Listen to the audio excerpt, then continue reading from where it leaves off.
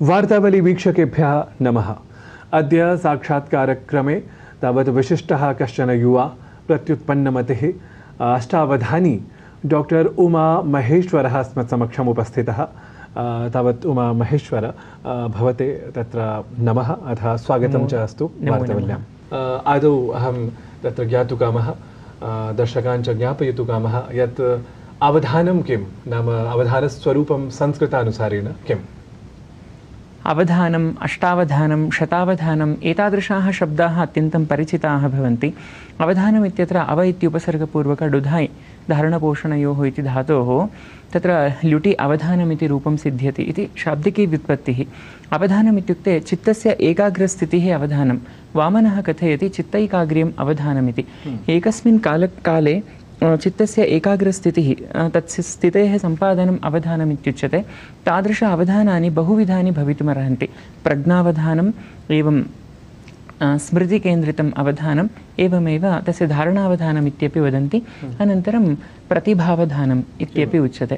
प्रज्ञावधानम् इत्युक्ते गणितादिक्षेत्रेषु अत्यन्तं प्रत्युत्पन्नमत्या यदुत्तरं प्रतिपाद्यते तस्य आकलनं यदुत्तरं प्रतिपाद्यते तस्य प्रज्ञावधानम् इत्युच्यते। अनन्तरं श्लोकादीनां ग्रन्थानां क्रमेण व्युत्क्रमेण अनुलोमक्रमेण विलोमक्रमेण यत्किमपि धारया कथ्यते तत्र धारणावधानम् अथवा स्मृतिकेन्द्रितम् अवधानमिति उच्यते। एवमेव प्रतिभावधानम् इत्युक्ते प्रच्छकेन निर्दिष्टं वस्तु किञ्च वृत्तं समुपाश्रित्य यत् पद्यं कथ्यते आशु तत्रैव अभिनवविन्यासाः प्रदर्श्यन्ते तस्य प्रतिभावधानमिति उच्यते। एवम् अवधानस्य त्रैविध्यम् अस्माभिः विलोक्यते। विशेषतः साहित्यावधानं केन्द्रीकृत्य साम्प्रतं किञ्चित् परिचयः प्रस्तूयते। एवम् अवधानस्य परिचयः। अष्टावधानी भवान्, तर्हि अष्टावधानित्वं कथं व्याख्याति? नाम भवान् वस्तुतः प्रसिद्धः शब्दः, तथापि भवान् यदि अस्मदीय दर्शकान् ज्ञापयेत् गिरा सरलया वाचा, तर्हि कथं तत्र उद्बोधयेत् यत् अष्टावधानम् इति? अष्ट इति शब्दः एव तत्र व्याख्याति। अष्टसङ्ख्याकप्रच्छकाः तत्र भवन्ति इति तदभिज्ञैः ज्ञायते। अष्टजनाः प्रच्छकाः भवन्ति, पुनः अवधानक्रिया प्रवर्त्यते इति स्वरूपं यस्यां कलायां भवति सा कला भवति अष्टावधानमिति कला। एवमेव 10 जनाः भवन्ति चेत् दशावधानं, 10 प्रच्छकाः, 10 अङ्गानि भवन्ति चेत् दशावधानमिति तस्य नाम। एवमेव तत्र द्विगुणिता अष्टावधानं, त्रिगुणिता अष्टावधानम् इत्येवं क्रमाः अपि सन्ति। एवं शतावधानम् इत्यपि शब्दः प्रसिद्धः। किञ्च शतावधानिनः अपि सन्ति। पूज्यः शतावधानी डॉक्टर आर् गणेशमहाभागाः, दुर्बलप्रभाकरशर्माणः एतादृशाः ज्येष्ठाः सन्ति। अत्र तत्र शतावधानम् इत्यत्र 100 अङ्गानि एव भवन्ति अथवा 100 प्रच्छकाः भवन्ति तदङ्गप्रवर्तकाः। अतः शतावधानम्। एवं सहस्रावधानम् इत्यपि शब्दः प्रसिद्ध्यति। किञ्च परम्परायां वर्तते। केचन सहस्रावधानिनः अपि सन्ति। अत्र अष्टावधानम् इत्यत्र 8 जनाः अष्टसु विषयेषु नानाविधप्रश्नान् तत्र कुर्वन्ति। तत्र द्वित्राणि अङ्गानि व्युत्पत्तिकेन्द्रितानि भवन्ति। कश्चन तत्र एवम् अङ्गानि भवन्ति। निषिद्धाक्षरी, समस्यापूरणं, दत्तपदी, सामान्यतः उद्दिष्टाक्षरी अथवा चित्रकाव्यम् एवम् अङ्गानि। एवम् अन्ते अत्र सङ्ख्याबन्धः, अप्रस्तुतप्रसङ्गः, आशुकाव्यं, काव्यवाचनम् एवम् अङ्गानि भवन्ति। श्लाघ्यम् एतत् अवधानं। नाम ईदृशम् अवधानं नूनं प्रशंसनीयमस्ति। परन्तु साधारणतः नाम यथा अवगम्यते यत् 8 विषयेषु नाम सकृत् युगपदेव अवधानं, नाम तदा अष्टावधानम् इति। युगपदेव अन्येषु विषयेषु यथा तत्र नाम तत्र क्षिपणं जातं, केनचित् किमपि उक्तं, केनचित् तत्र तर्जितम्, एवं सर्वं सकृदेव यदि स्यात्, युगपदेव स्यात्, नाम युगपदेव स्यात्, तर्हि तस्य अवधानं तदा भवितुमर्हति। तदपि अर्थः, सोऽपि अर्थः स्यात्। एवमेवम्। आम्, आर्यभवत् प्रश्नः अत्यन्तं स्पष्टः किञ्च सुन्दरश्च। अत्र अष्टावधानम् इत्यत्र एककालावच्छेदेन नाना अङ्गानि सः निर्वोढुं शक्नोति। तन्नाम एकस्मिन्नेव क्षणे सर्वमपि उत्तरं दातुं शक्यते इति नार्थः। इदं तत्र वैज्ञानिकतया अपि सत्यम्। एकक्षणावच्छेदेन वस्तुद्वयं एकत्र स्थातुं नार्हति. Two things cannot occupy same place at same time इत्येव उच्यते विज्ञानतत्त्वाधारेणापि. मम प्रश्नः एतत् सम्बद्धः एव पुनरपि. यथा अक्ष्णोः विचलनमस्ति, मुखे स्मयः अस्ति, ललाटे स्वेदः अस्ति, सर्वं यदा एकत्र एव दृष्टिगतं भवति तदा धृत्य एकस्मिन्नेव समये कश्चित् वदेत् भवता सर्वम् एतत् दृष्टम्.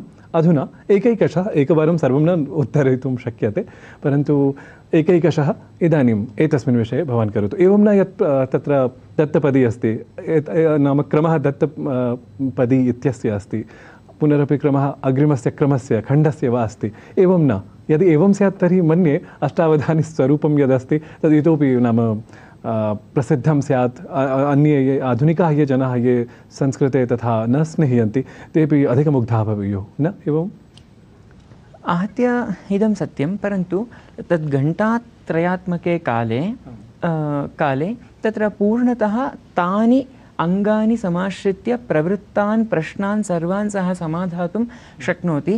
किञ्च अग्रिम आवर्तप्रवेशकाले धारया पूर्वमुक्तं सः स्मृत्वा कथयति. भावप्रतिस्पन्दः एकविधः, बुद्धिप्रतिस्पन्दः अपरविधः इत्येवं भवितुमर्हति. अतः अत्र अवधानमिति मनसः किञ्च बुद्धेः अत्यन्तं स्थैर्यमिति वक्तुं शक्यं. वस्तुतः अष्टावधानी भवान्, ततः पूर्वं शोधोपाधिः अपि अर्जितः. तत्र कः शोधविषयः? मम शोधविषयस्तावत् संस्कृतरूपकस्थानां वाचोयुक्तीनां व्याकरणदृष्ट्या विमर्शः इति शोधविषयः. वाचोयुक्तिः मम अध्ययनविषयः तत्र. एवं तर्हि वाचोयुक्तिविषये सोदाहरणं निरूपयतु. उत्तमम्. इदानीं कूपमण्डूकः अथवा गेहेशूरः अथवा चषकचुम्बनमात्रपरः अथवा कोमे द्वितीयां जिह्वाम् इच्छति अथवा रामबाणः, सुग्रीवाज्ञा, भगीरथप्रयत्नः, एवं भीष्मप्रतिज्ञा, बहुविधाः शब्दाः सन्ति. इमे शब्दाः नितान्तं संस्कृत्या समुत्पन्नाः, भाषया सामाजिकस्थित्या वा व्यवहारपथम् आश्रिताः. उदाहरणार्थं कूपमण्डूकः इति शब्दः स्वीक्रियताम्. तत्र कूपमण्डूकः इत्युक्ते लोकज्ञानशून्यः इत्यर्थः. तस्य केवलम् एकत्रैव किञ्चिदिव गतिरस्ति, लोकज्ञानं तस्य नास्ति इति तात्पर्यं. कूपे विद्यमानस्य मण्डूकस्य प्रकाशदर्शनं सर्वं कदा वा जायते, न वा? तर्हि लोकज्ञानशून्यः इत्येव शब्दः वक्तुं शक्यः, परन्तु कूपमण्डूकः इति शब्दः किमर्थं प्रयुज्यते? एवं लाक्षणिकः शब्दः, लाक्षणिकः व्यवहारः भवति.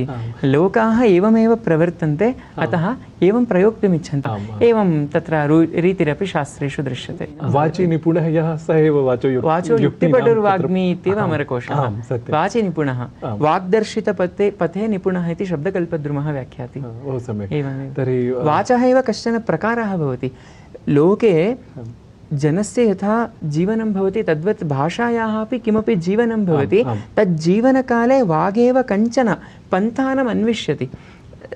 सः पन्थाः एव वाचः पन्थाः. तत्र यः विशिष्टाः स्वारस्यांशाः वाचा मृग्यन्ते, तत्र पदानि निष्पद्यन्ते, तादृशपदानि एव वाचोयुक्तयः. सत्यं. तर्हि वाचः प्रसङ्गः साम्प्रतं भाषायाः प्रसङ्गः, अत एव सम्बद्धः प्रश्नः यत् भाषायाः स्वरूपं नाम संस्कृतस्य विशेषतः नाम साम्प्रतं द्विधा मन्यमानमस्ति. नाम सरलं संस्कृतं, नाम सुन्दरं संस्कृतं, नाम प्रौढसंस्कृतं वा प्रौढतरं वा ततः अन्यदपि भवितुमर्हति, परन्तु साधारणतः द्विधा. तर्हि वाचोयुक्त्यर्थं नाम भाषायाः सौन्दर्यार्थं किं किं तत्र स्वीकर्तुं शक्येत? यतः आधुनिकाः ये सन्ति ते नाम सरलं तु व्यवहर्तुं सिद्धाः, परन्तु सुन्दरं प्रयोक्तुम् इच्छन्ति, परन्तु न झटिति ते विज्ञाः भवन्ति. शिबिरादीनां मुखेन यः शिक्षणक्रमः प्रवर्तते तत्र वा कश्चन स्तरः अस्माभिः प्राप्यते, परन्तु तदुत्तरवर्तिस्तरेषु अवश्यं परिश्रमः करणीयः. वस्तुतः साहित्यभूषिता वाणी अपि अत्र सुन्दरी यथा भवति, तद्वदेव सिद्धाशैली, भाषायाः सिद्धव्यवहारक्रमः कश्चन यदि ज्ञातव्यः, अवश्यं श्रीमद्वाल्मीकिरामायणं, पञ्चतन्त्रग्रन्थः अथवा हितोपदेशग्रन्थः, कथासाहित्यं वा अथवा अर्थशास्त्रादिग्रन्थाः, अभिजातवाङ्मयम् अवश्यम् अस्माभिः उपासनीयं, बहुधा परिशीलनीयं, प्रयोगाः आकलनीयाः. तदैव भाषायाः कश्चन स्वारस्यविशेषः भाषायाः धर्मविशेषः विज्ञायते तदा अस्माभिः सुन्दरी काचन भाषा प्रयोक्तुं शक्यते इति अत्र अभिप्रायः। बहुशः धन्यवादाः। मन्ये साम्प्रतम् अस्मदीयाः येऽपि दर्शकाः ते अष्टावधानविषये ज्ञातवन्तः, तदर्थमहं दर्शकपक्षतः अथ वार्तावलिगणपक्षतः अपि विशिष्य भवते धन्यवादान् समर्पयामि। नमो नमः। धन्योऽस्मि। जियात् गीर्वाण भारती।